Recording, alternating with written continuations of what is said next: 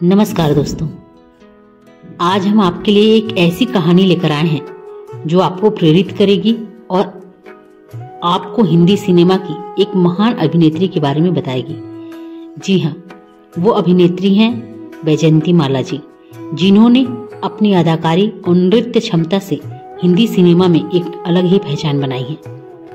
उनकी कहानी आपको पसंद जरूर आएगी और आपको प्रेरित भी करेगी। तो आइए बैजयंती माला की कहानी को जानते हैं और देखते हैं कि कैसे उन्होंने अपने सपनों को पूरा किया और हिंदी सिनेमा में एक महान अभिनेत्री बन गई। वीडियो शुरू करने से पहले आप सभी दोस्तों से मेरा निवेदन है, प्लीज वीडियो पसंद आए तो उस वीडियो को लाइक कीजिएगा। चैनल पर नए हैं तो चैनल को सब्सक्राइब करना बिल्कुल ना भूलें, इसी तरह के अलग अलग कंटेंट के लिए। और बैजयंती माला एक ऐसी अभिनेत्री हैं जिन्होंने हिंदी सिनेमा में अपनी अदाकारी और नृत्य क्षमता से एक अलग ही पहचान बनाई है। उनकी मां वसुंधरा देवी एक जानी मानी तमिल फिल्म अभिनेत्री थी, जो बैजयंती माला से सिर्फ 16 साल ही बड़ी थी। बैजयंती माला ने अपने करियर की शुरुआत 4.5 साल की उम्र में ही एक डांसर के रूप में की थी। वह बचपन से ही बहुत प्रोफेशनल थी और अपने काम को लेकर बहुत समर्पित थी। एक बार न्यू ईयर के वक्त उन्हें स्टेज पर परफॉर्म करना था, लेकिन उस वक्त बिजली के एक तार पर पांव पड़ने से उन्हें जोरदार का झटका लगा था और वे बेहोश हो गई। हालांकि रिकवर होने के बाद बैजयंती माला ने लोगों से सबसे पहले जो सवाल किया था वह था, सब तैयार है ना, मैं परफॉर्म जरूर करूंगी। उनकी बात सुनकर वहां हर कोई हैरान हो गया कि इस छोटी सी बच्ची के मन में अपने काम को लेकर कितना समर्पण है। आगे चलकर बैजयंती माला ने हिंदी सिनेमा को कई शानदार फिल्में दी हैं, जिनमें मधुमती, देवदास, नया दौर, साधना, संगम और गंगा जमुना शामिल है। उन्होंने अपनी अदाकारी और नृत्य क्षमता से इंडस्ट्री में अपना बड़ा नाम किया और सदा।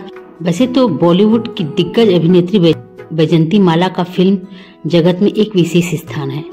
उनकी अदाकारी और नृत्य क्षमता ने उन्हें 50 और 60 के दशक में एक सुपरस्टार बना दिया था, लेकिन उनकी सफलता के पीछे उनकी कड़ी मेहनत और लगन भी थी, जिसने उन्हें इस मुकाम पर पहुंचाया था।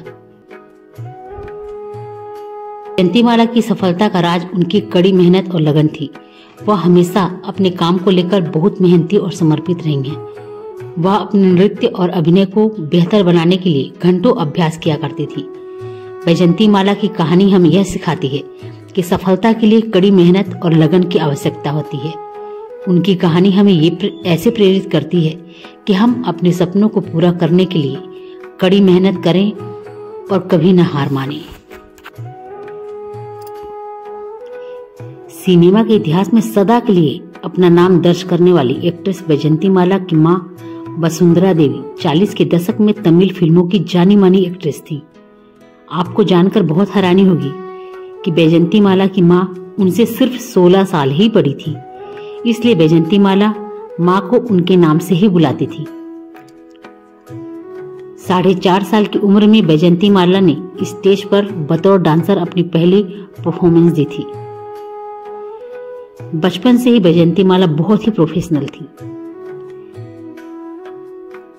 अभिनेत्री बैजयंती माला का जन्म 13 अगस्त 1936 को तमिलनाडु में हुआ था। इस महान अभिनेत्री ने भी एक्टिंग की शुरुआत मात्र 13 वर्ष में ही कर दी थी। उनकी खूबसूरती और मासूमियत ने उन्हें एक अलग ही पहचान दिलाई थी। बैजयंती माला ने सिर्फ दक्षिण भारतीय ही नहीं, हिंदी सिनेमा पर भी राज किया है। बड़ी और खूबसूरत आंखें, शांत चेहरा और दिल खुश कर देने वाली मुस्कान, आखिर कौन उनका दीवाना न बन सके। उन्होंने बॉलीवुड से लेकर टॉलीवुड तक अपनी पहचान बेहतरीन एक्ट्रेस के तौर पर बनाई थी। उन्हें ऐसी अभिनेत्री के तौर पर माना जाता है जिन्होंने दक्षिण भारतीय अभिनेत्रियों को बॉलीवुड में विशिष्ट पहचान दिलाई। बैजयंती माला दक्षिण के सिनेमा में काम करने के बाद 1951 में बॉलीवुड में पहली फिल्म की, जिसका नाम था बहार। इसके कुछ समय बाद ही 1954 में प्रदर्शित फिल्म नागिन बैजंती माला के सिने करियर का पहला सुपरहिट फिल्म साबित हुआ। इसके बाद उन्होंने देवदास, साधना, मधुमती, गंगा जमुना, संगम, संघर्ष जैसी कई हिट फिल्में दी हैं। उन्हें इन फिल्मों के लिए कई पुरस्कार तक मिले हैं। शरद चंद्र के उपन्यास पर बनी फिल्म देवदास में बैजंती माला ने चंद्रमुखी का किरदार निभाया था और इसमें उन्हें बहुत सराहा गया था। इसके लिए उन्हें सर्वश्रेष्ठ सहायक अभिनेत्री का फिल्म फेयर पुरस्कार भी मिला था। वहीं 1958 की फिल्म साधना में बैजंती माला को उनके जीवन का पहला सर्वश्रेष्ठ अभिनेत्री फिल्म फेयर पुरस्कार मिला था। फिल्म में उनकी एक्टिंग बहुत ही दमदार थी। वहीं मधुमती फिल्म पुनर्जन्म पर आधारित थी। इस फिल्म में बैजंती माला ने तिहरी भूमिका निभाई थी। इससे दर्शक उनके फैन बन गए। तिहरी भूमिका को निभाकर बैजंती माला ने सिनेमा में अपना दमदार कदम रखा था। हालांकि इसके लिए उन्हें सर्वश्रेष्ठ अभिनेत्री फिल्म फेयर पुरस्कार के लिए सिर्फ नामांकित ही किया गया था। 1964 में फिल्म संगम प्रदर्शित हुई। राज कपूर निर्मित निर्देशित संगम प्रेम त्रिकोण पर आधारित थी। इस फिल्म में उनकी जोड़ी राज कपूर और राजेंद्र कुमार के साथ रही। साथ ही यहीं से उनके और राज कपूर के अफेयर की भी खबरें शुरू हुई थी। इस फिल्म में भी बैजंती को अपने दमदार अभिनय के लिए सर्वश्रेष्ठ अभिनेत्री का फिल्म फेयर पुरस्कार मिला था। दिग्गज एक्टर और मशहूर डायरेक्टर राज कपूर को कौन नहीं जानता। वह अपने काम के कारण आज भी लोगों के बीच जिंदा है। उन्होंने अपनी फिल्मों से लोगों को काफी प्रभावित किया है। साथ ही पर्सनल लाइफ के कारण भी अक्सर सुर्खियां बटोरी। उनके कुछ अफेयर भी थे, जिसका जिक्र उनके बेटे ऋषि कपूर ने अपनी बायोग्राफी खुल्लम खुल्ला में किया था। बताया जाता है कि जब राज का अपनी संगम को स्टार बैजंती माला के साथ अफेयर चल रहा था, तब उनकी मां कृष्णा राज कपूर बच्चों के साथ घर से बाहर चली गई थी। ऋषि कपूर ने अपनी किताब में लिखा है, जब मेरे पिता का नरगिस जी के साथ अफेयर था तब मैं बहुत छोटा था, इसलिए मैं इससे प्रभावित नहीं हुआ। मुझे याद है कि घर में कुछ भी गलत हुआ हो, लेकिन मुझे याद है कि जब पापा बैजंती माला के साथ रिलेशन में थे, उस दौरान मैं अपनी माँ के साथ मरीन ड्राइव पर नटराज होटल में रहने चला गया था। उन्होंने आगे लिखा, इस बार मेरी माँ ने अपना फैसला बदल लिया था। होटल से हम 2 महीने के लिए चित्रकूट के अपार्टमेंट में शिफ्ट हो गए थे। मेरे पिता ने माँ और हमारे लिए अपार्टमेंट खरीदा था।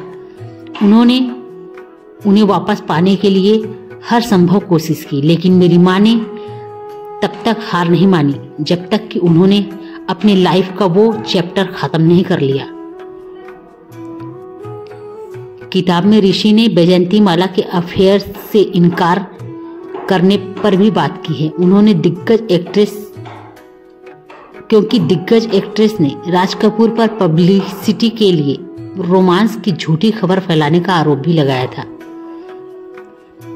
ऋषि ने लिखा, कुछ साल पहले आए एक इंटरव्यू में बैजंती माला ने मेरे पिता के साथ कभी भी अफेयर होने से इनकार किया था। उन्होंने दावा किया कि पिता ने पब्लिसिटी की भूख के कारण रोमांस की बात बनाई थी। ऋषि ने बताया, मुझे बहुत तेज गुस्सा आया था। वह इतनी उदासीन कैसे हो सकती हैं और कैसे दिखावा कर सकती हैं कि अफेयर कभी हुआ ही नहीं। उन्हें फैक्ट्स को तोड़ मरोड़ कर पेश करने का कोई अधिकार नहीं था, क्योंकि वह अब सच्चाई बताने के लिए इस दुनिया में नहीं थे।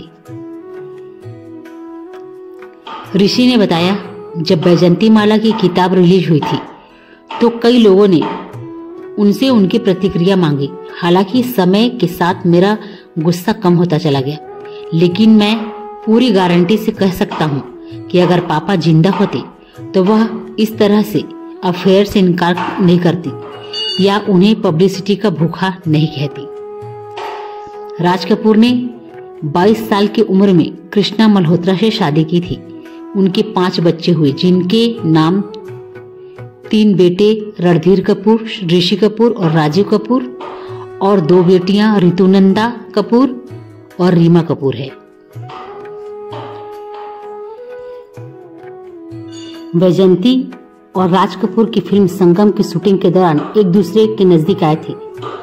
जब राज कपूर की पत्नी कृष्णा कपूर उनके रिश्ते को जानकर अपने बच्चों को लेकर होटल चली गई थी तो उन्होंने वैजयंती से दूरी बना ली थी। एक्ट्रेस भी उनसे अलग होने के कारण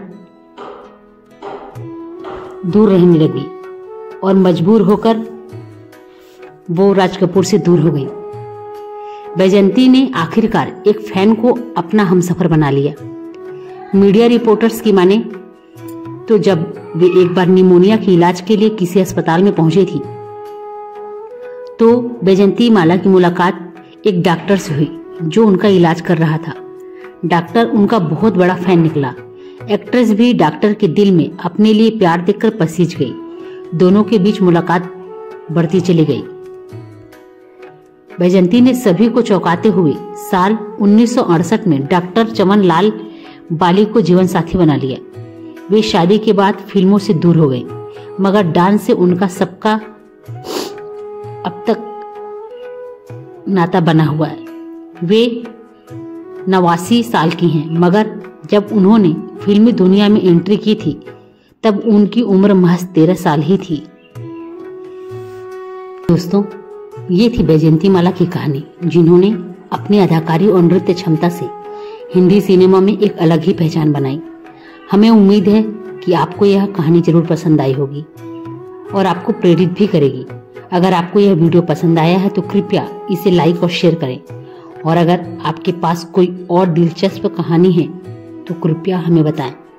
हम आपकी कहानी को अपने अगले वीडियो में शामिल जरूर करेंगे। धन्यवाद। अगले वीडियो में मिलने तक के लिए राधे राधे।